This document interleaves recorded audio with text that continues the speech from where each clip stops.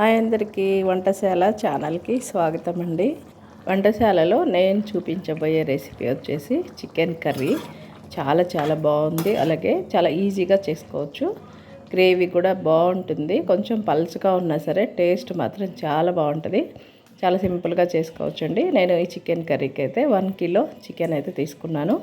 ఇదంతా కూడా నీట్గా క్లీన్ చేసుకొని అందులోకి కొంచెం కల్లుప్పు వేసుకోండి, బాగుంటుంది టేస్ట్. కొంచెం కల్లుప్పు, మరీ ఎక్కువగా వేయకండి, ఉప్పు కసం అవుతుంది. కొంచెం వేసి అలాగే ఒక 2 స్పూన్లు కారం, కొంచెం పసుపు వేసి అల్లం వెల్లుల్లి పేస్ట్. నేనైతే ఇది దంచుకున్నాను, మిక్సీ పట్టలేదు. దంచితే వచ్చే ఆ టేస్టే వేరండి, అంత రుచి బాగుంటుంది అనమాట. చాలా అద్భుతంగా ఉంటుంది. మనం దంచి ఎప్పుడైనా సరే మసాలాలు దంచి చేసినప్పుడు ఆ రుచి అనేది చాలా బాగుంటుంది. ఇవన్నీ కూడా బాగా కలిపేసుకొని ఒక అరగంట పాటు అయితే నేను ఫ్రిడ్జ్లో పెట్టుకున్నాను. నేను ఫస్ట్ టైం ఇలా ఫ్రిడ్జ్లో పెట్టడం, ఇప్పటివరకు అయితే ఎప్పుడు పెట్టలేదు. సరే ఒకసారి చూద్దాం ఆ టేస్ట్ కూడా ఎలా ఉంటుందో అని చెప్పేసి ఫ్రిడ్జ్లో అయితే ఒక అరగంట సేపు పెట్టాను. మనం ఈలోపు ఉల్లిపాయలు, మసాలా ఇవన్నీ రెడీ చేసుకునే లోపు అరగంట అయిపోతుంది కదా, పెట్టేశాను. ఇంకా ఫ్రిడ్జ్లో అయితే ఇందుకోసం నేను 2 మిర్చీలు తీసుకున్నాను. ఈ విధంగా కట్ చేసుకోవాలి.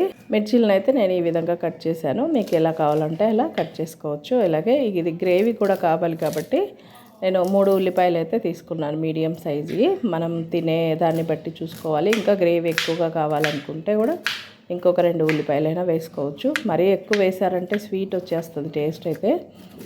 ఈ విధంగా కట్ చేసుకోవాలి. నేను ఈ కర్రీకి అయితే టమాటా అయితే అసలు వాడట్లేదండి, ఓన్లీ ఉల్లిపాయలతోనే చేశాను. ఇప్పుడు దీనికోసం అయితే మసాలా రెడీ చేసుకుందాం. ఇందులోకి ధనియాలు 2 యాలకులు వేశాను.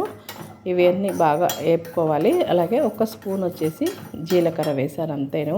ఇంకా తర్వాత మనం గరం మసాలా వేసుకుంటాం కదా, అందులో మనకి లవంగాలు వస్తుంది, అలాగే చెక్క ఇవన్నీ ఉంటాయి కాబట్టి నేను ఇందులోకి అవన్నీ వేయకుండా ధనియాలు అలాగే ఒక 2 యాలకులు వేసాను. 1 స్పూన్ వచ్చేసి జీలకర్ర వేశాను, 1 స్పూనున్నర ధనియాలు వేశాను.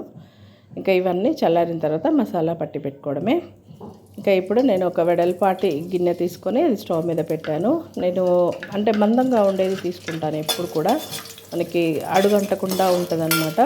ఇలా కొంచెం మందంగా ఉండేది అయితే బాగుంటుంది. ఇందులోకి కొంచెం ఆయిల్ వేసుకోండి. నేనైతే ఎక్కువ ఆయిల్ అయితే వాడనండి, నేనైతే ఇంతే వేస్తాను. మీకు కావాలంటే కొంచెం వేసుకోవచ్చు. ఆయిల్ కొంచెం వేడిన తర్వాత 1 లేక 2 బిర్యానీ ఆకు వేయండి. అలాగే మనం కట్ చేసుకున్నాం కదా ఆ పచ్చిమిర్చి వేసి అలాగే ఈ ఉల్లిపాయలను కూడా వేసి బాగా ఫ్రై చేసుకోవాలి.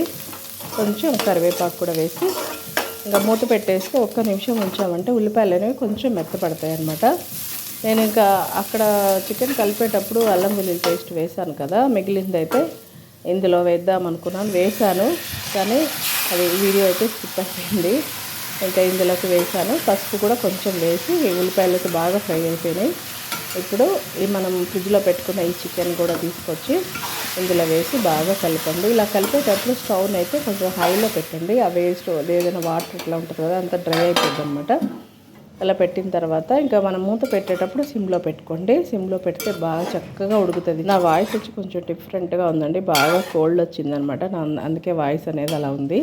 ఇప్పుడు మనం ఫస్ట్ దొడ్డుప్పు వేసుకున్నాం కదా, అది కొంచెం చెక్ చేసుకోవాలన్నమాట ఉప్పు ఎలా ఉంది అనేది. ఉప్పు అయితే కరెక్ట్గా సరిపోయింది. ఇందులోకి 1 గ్లాస్ వాటర్ పోసుకున్నాను. అలాగే అల్లం వెల్లుల్లి పేస్ట్ దంచుకున్నది కదా, అందులో కూడా కొంచెం వాటర్ వేసి వేసుకున్నాను. ఇప్పుడు నేను ఈ మసాలా కూడా దంచానండి. నాకు అంటే ఎక్కువ బిజీ ఉన్నప్పుడు అయితే నేను మిక్సీ పట్టేస్తాను. కొంచెం ఫ్రీగానే ఉన్నాము పర్వాలేదు అనుకున్న రోజైతే నేను మసాలాలు అయితే ఈ విధంగా దంచే చేస్తాను.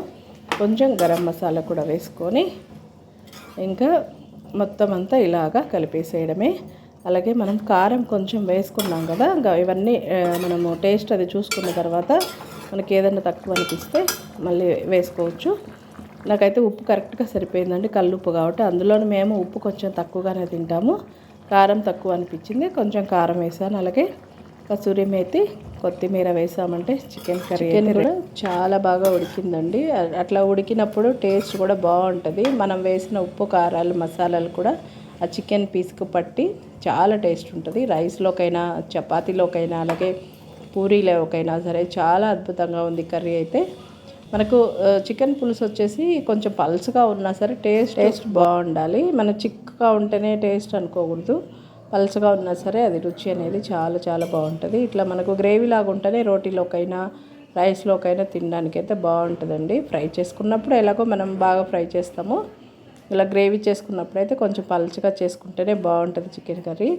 పీస్ కూడా చక్కగా ఉడికిందండి. టేస్ట్ మాత్రం చాలా చాలా బాగుంది. మీరు కూడా ట్రై చేయండి. వీడియోని ఒక లైక్ చేసి సబ్స్క్రైబ్ చేసుకోవడం మాత్రం మర్చిపోవద్దు.